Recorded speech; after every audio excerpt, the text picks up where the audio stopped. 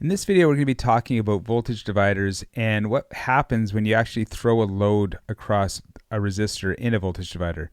Let's take a look what I'm talking about here. Here we have a typical voltage divider circuit. We have three different resistors, the 100k ohm, 200k ohm, 300k ohm. I have a reference point here, ground reference point. I have some tap-off points, A, B, and C.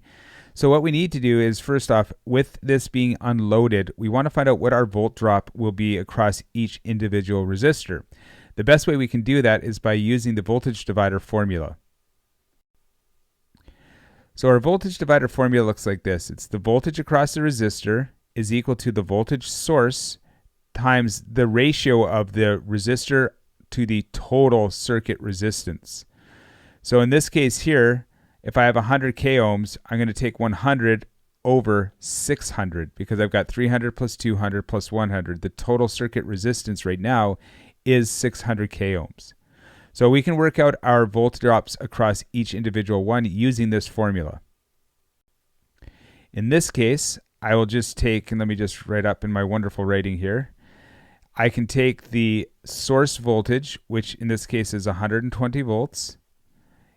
I can multiply it by 100k ohms, 100k divided by 600k. And if I do that, that's where we get the 20 volt drop from.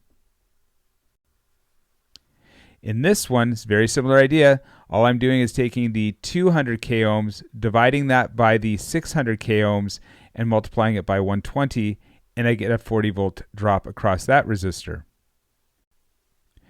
And in this case here, same idea, same old, same old. I'm going to take 300k ohms divided by 600k ohms, multiply that by 120 volts, and I get a 60 volt drop across that resistor.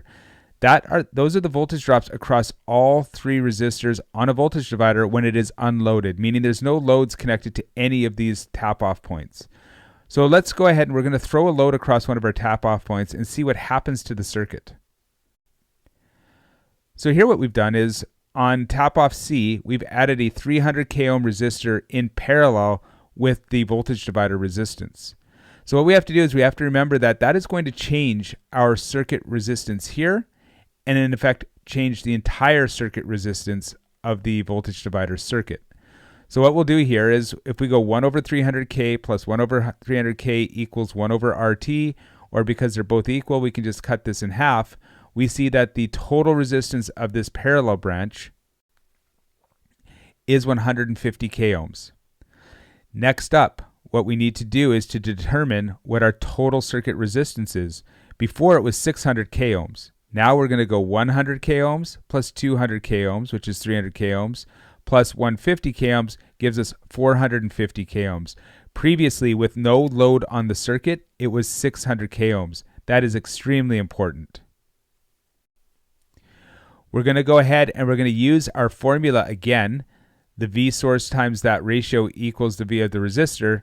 So we're taking 100 divided by 450k ohms and multiplying it by 120. We get 26.7 volt drop. We do the same thing to the second. 200k ohms divided by 450k ohms times 120 gives us 53.3 volts. And the last one here is going to be 150k ohms divided by 450k ohms times 120 gives us 40 volts. So that's the volt drops across this circuit in a loaded situation. And if I take a look at that other resistor there, if I kind of take this branch and put it out to what it actually is, we know that voltage in parallel stays the same. So across that 300k ohm resistor is 40 volts, and across that k ohm resistor, 300k ohm resistor is 40 volts. So that shows the effects of loading the circuit. Before, when we had without having this load here, when we had 600k ohms here, we actually had a 60 volt drop across here. Now by putting a load on it, it changes the whole circuit and we end up with a 40 volt drop across that. Loading your voltage dividers makes a significant difference, and so it's very important to be aware of how to make those calculations.